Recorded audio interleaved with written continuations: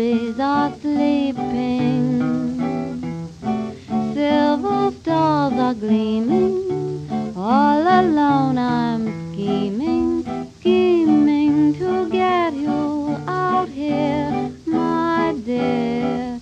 Come tiptoe to the window, by the window, that is where I'll be. Come tiptoe through the tulips with me.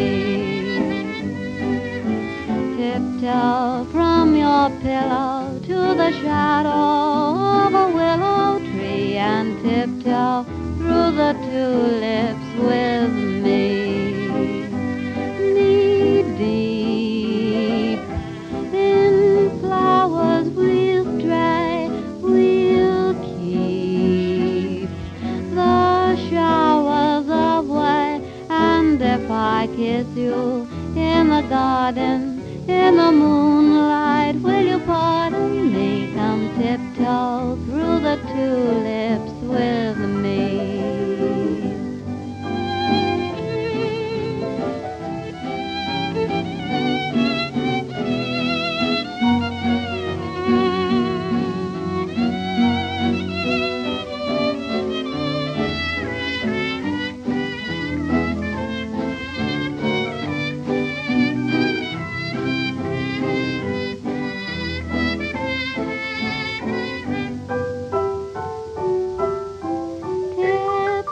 To the window, by the window, that is where I'll be. Come tiptoe through the tulips with me.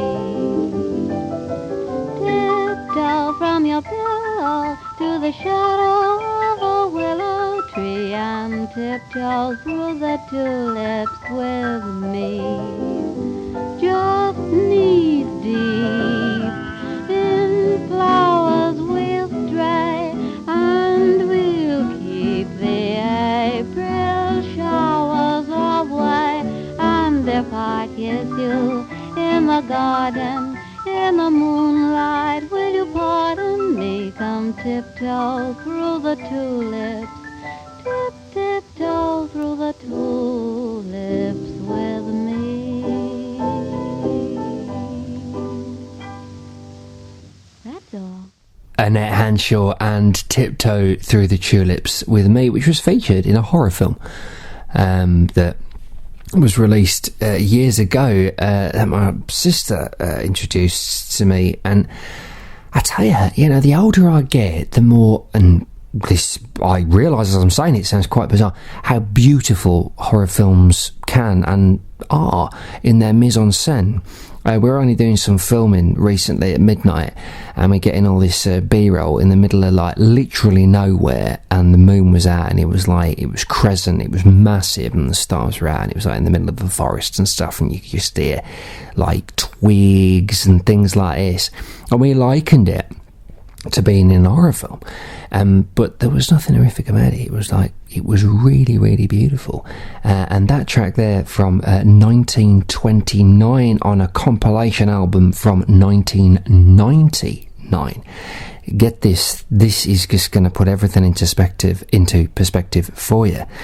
If I were to say to you 2024, you'd be like, yeah, 2024. But if I was to say to you 1924, don't that make you feel really old or timeless? Right. And looking at haircuts from 1924 and 1929, late 20s.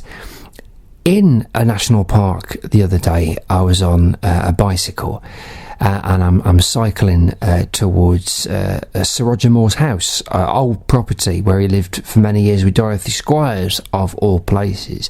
And a woman that passes me on the right hand side, she had this auburn hair in curls, and on her jacket was green, gold and black tweed, and she looked like something out of the 20s, and I just had to say hello to her. I mean, she looked absolutely extraordinary, and I will people like this.